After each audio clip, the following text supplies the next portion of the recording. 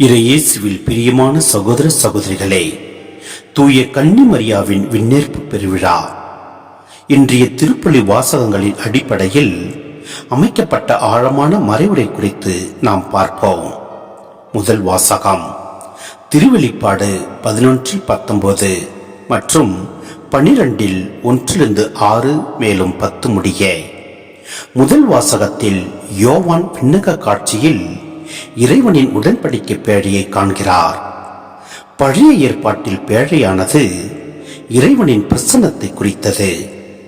புதிய ஏற்பாட்டில் உலகை ரட்சிக்க வந்த இயேசுவை தன் வயிற்றில் சுமந்த அன்னை மரியாவே அந்த உண்மையான உடன்படிக்கை பேழை. மேலும் சூரியனை ஆடையாக அணிந்த ஒரு பெண், நிலா அவளுடைய காலடியில் இருந்தது. அவள் தலையில் 12 விண்மீன்கள் கொண்ட மகுடம் இருந்தது என்ற காட்சி அன்னையின் விண்ணக மகிமையை குறிக்கிறது.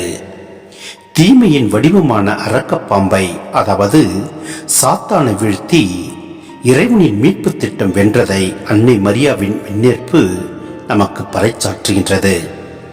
இரண்டாம் வாசகம் கொரிந்தியர் 15:20-27 முடிய.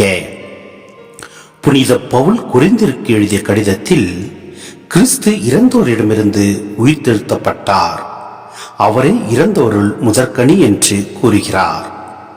ஆதாமினால் உலகிற்குள் வந்த மரணம் கிறிஸ்துவினால் வாழ்வாக மாறியது. கிறிஸ்துவின் சிலுவை மரணத்திலும் உயிர்ப்பிலும் முழுமையாக பங்கு கொண்ட அன்னை மரியாவுக்கு அவரது உடலின் அழியாமை என்ற பரிசு முதலில் வழங்கப்பட்டது. மனித உடலானது அழுகி போவதற்கல்ல, மாறாக மறு உலகில் இறைவனோடு மகிமை அடைவதற்கே என்பதை அன்னையின் விண்ணேற்பு உறுதிப்படுத்துகிறது. நற்செய்தி வாசகம் லூக்கா 1:39-56 முடிய. இன்றைய நற்செய்தியில் மரியா எலிசபெத்தை சந்திக்க செல்லும் காட்சியை வாசிக்கிறோம்.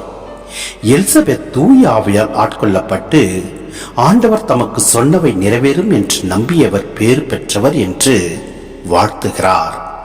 அதற்கு பதிலாக மரியா பாடும் பாடல்தான் இது.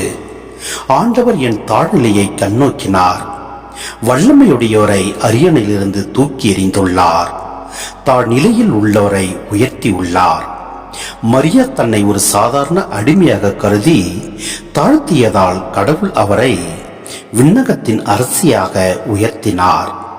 நம் வாழ்விற்கு பாடமாக இவை அமைகின்றது.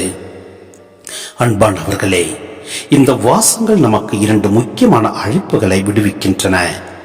முதலாவது விசுவாசமும் கீழ்ப்படிதலும். இறை வார்த்தையை முழுமையாக நம்பிய மரியாவை போல நாமும் சோதனையான நேரங்களிலும் கடவுள் மீது விசுவாசம் வைக்க வேண்டும். இரண்டாவது தாட்சியுள்ள வாழ்வு. பெருமைகளையும் அகந்தையையும் அகற்றி நம்மை தாழ்த்தும் போது கடவுள் நம் வாழ்வையும் விண்ணக மகிமையால் நிரப்புவார். அன்னை மரியாவை போல தூய்மையோடும் விசுவாசத்தோடும் வாழ்ந்து விண்ணக பேற்றினை அடைய அன்னை வழியாக இறைவனிடம் வேண்டுவோம். எல்லாம் அல்ல இறைவன் நம்மை நிறைவாய் ஆசீர்வதிப்பார். ஆமேன்.